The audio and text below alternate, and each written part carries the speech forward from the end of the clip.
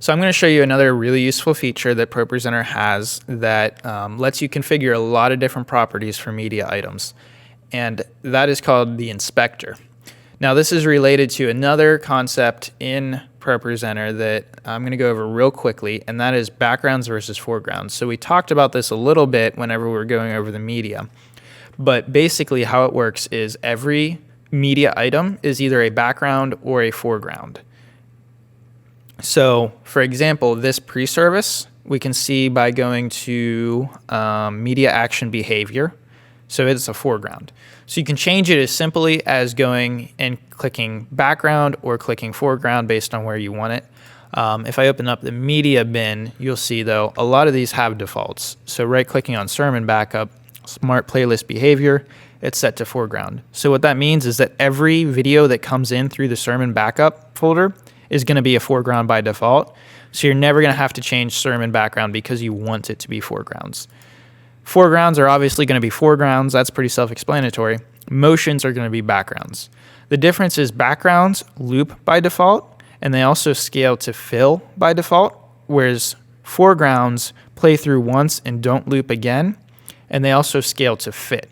Now I'm going to show you that in a little bit more detail here under the inspector. So let's right click on any slide that has a media item. So I right clicked on the intro slide of the song right here because it has that media background. But let's actually go to the pre-service right here and click on inspector. So that brings up this pop-up window that has a lot of different buttons going on. And you'll see here, pretty intuitive. It's got the timeline. You can scrub around, you can press play, you can jump frame by frame. You've got this 15-second markers we saw under the preview box. In out points, there's a lot of different things you can do here that we're not going to talk about just because it's more advanced topics that for running ProPresenter on a Sunday, setting it up, it's just really not necessary to talk about all of that. But the important stuff is under the properties. So whenever you open it up, it'll be under info here. A lot of info, as you would guess, not really useful for us right now. What we need is under properties. So earlier I said scale to fit versus scale to fill. This is where you can select those. So you have three options: scale to fit, scale to fill, and stretch to fill. We never use stretch to fill because we don't want to stretch our images and our video. Scale to fill and scale to fit are the only two options. So what this selection determines is how the media item interacts with the display if the media and the display are different ratios or different resolutions. So I'm going to show you an example here that they have to do in Indiana a lot. Whenever we go down to sermon video, I'm going to hit inspector. I'm going to go to properties here. So this is scale to fit. Now in Indiana, the projector is not set up to be the typical 1920 by 1080. It's not set up to be 16 by 9 like most displays are. And the video itself is set up to be 16 by 9. So you can see here 1920 by 1080. That's the typical resolution for a video file, for a full HD video file. But our projector, I can get the exact dimensions by going into preferences here. I'll go to screens. Let me close this so I can see it. Open screen configuration. Let's go to the sermon. So it's actually 1920 by 1020. You can see right here it says 1920 by 1020, and the lyrics are 1920 by 1080. So, you know, the lyrics are the typical 16 by 9 ratio, whereas the sermon is a little bit shorter. So I'm going to close back out of this window, close out of the preferences, and open up the inspector again.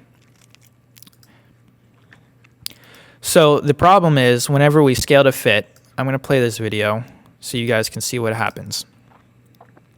So it's hard to see, but on the sides here, we have these black bars.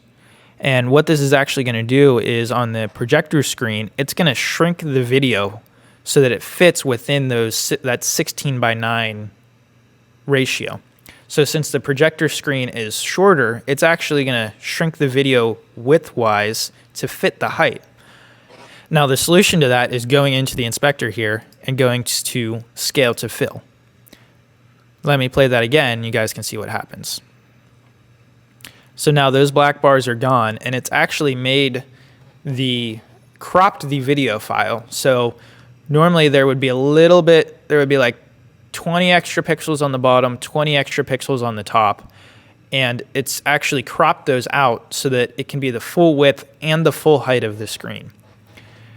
Depending on your campus, you may have to do this a lot, or you may not need to do this at all, but either way, that's a really important option to know about.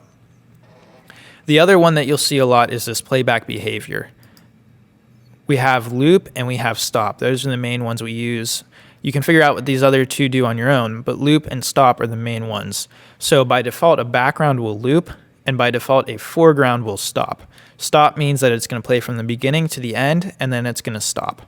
Loop means that it's going to play from the beginning to the end, and it's going to go back to the beginning and play from the beginning to the end again. So for backgrounds that are playing over and over again behind the lyrics, we want that to loop. But if we have any video that, like the sermon here, for example, or say we have an announcement video, we don't want that to loop because that's going to look really bad, and that means you're going to have to jump over to this clear button and hit it really fast, but you're going to be a second or two late, and everyone's going to know that you messed up and you forgot to change this setting. So you're better off every time you need to play a video, either check here, or better yet, go play the video and go to the end. So I'm going to go to the end of the sermon here and see what it does, and make sure that the transition is what you think it is. The best way to figure it out is to just test it during practice before the service actually starts.